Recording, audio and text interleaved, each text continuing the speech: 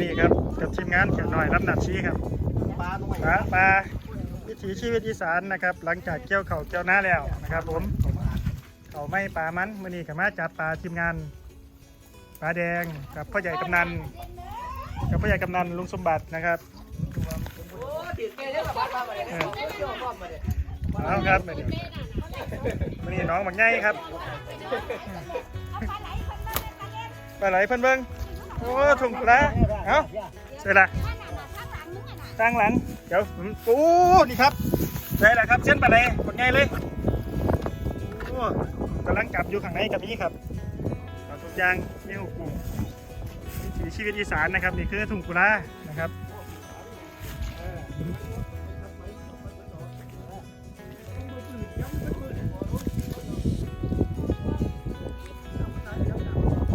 เส้นปลาไหลได้ครับปลาไหลกำลังเท่งนะครับ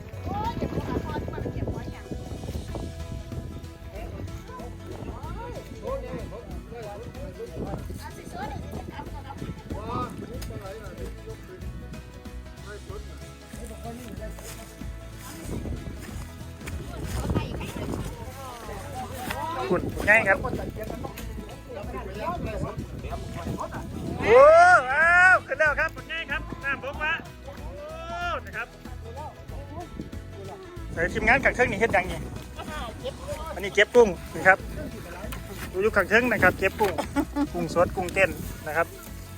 เดี๋ยวเก็บกุ้งแล้วก็สิเต้นให้เบิ้งนะครับกุ้งเต้นเต้นนี่หลีขากับงางไงปะเนี่ยนี่ครับบ้านนาเสื้อครับ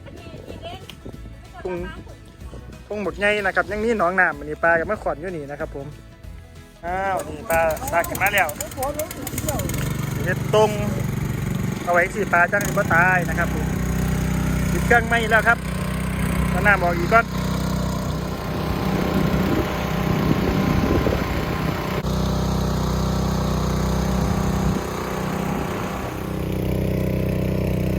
เอาไล่สวนมาเลยโอ้บอกไงครับขึ้นดีแล้วน้ำบกวะครับนี่ตัวไงเห็ดแปะซ่านนะครับสำหรับผู้ที่กำลังเดินทางมาจากกรุงเทพกรุงไทยนะครับก็สนใจกับแวะเข้ามาได้นะครับเรื่องวิถีชีวิตนะครับอีสานบ้านเฮากำกดง่ายกดหน่อยมานำเด้อป่าไอ้เจ้าของน้องเท่าไหร่ก่อนเจ๊ตังเว้ยเขาเจ้าคือว่า1,500นึงไม่หา1,000ยังไงเอ๊ะมันนี่เสียนปลาไหลอ่ะเอ้าเบิ่งกันอู้ว้ยปลาไหลแกะขี้เท่าโอ้บักง่ายตัวนี้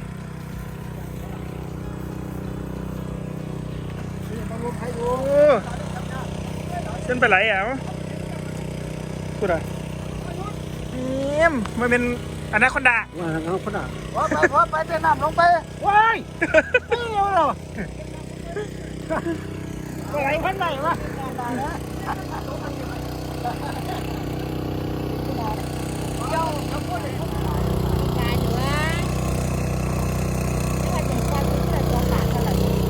งานนี้เรียกกุ้งนะครับผมทั้งกุ้งทั้งปลาสอยทีนี้หาอย่างหากุ้งปลาเบ้าติดปลาหน่อยเบ้าโอ้เฮ็ดไปสุดประจำเปลี่ยนนี่ครับอาหารกุ้ง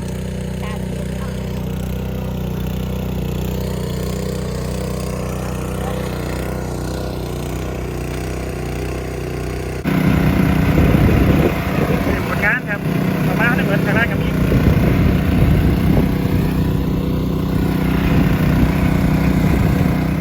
โอ้นะครับมาอีกแล้วไม่แล้วตัวใหญ่ครับผมดูนะโอ้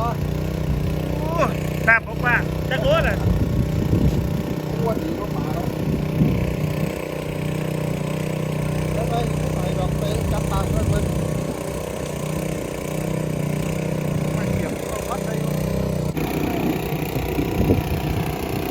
เส้นปลาไหลถึงแล้วครับดูนะถึงแล้วโอ้สบายแล้วดูนะบักแค่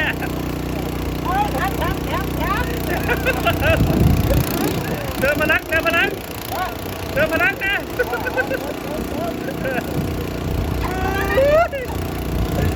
ร้อนครับผมนี่ครับเติมพลังเราเจ็บตรงไหน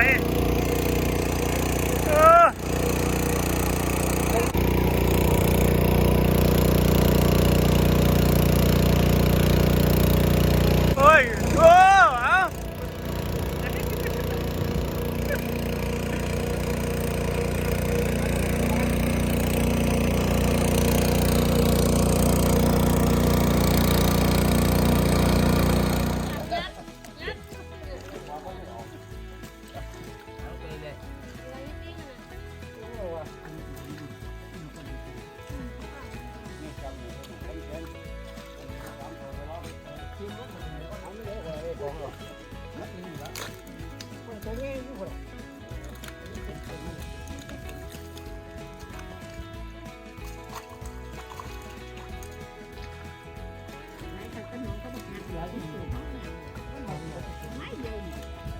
ออกหมดแล้ว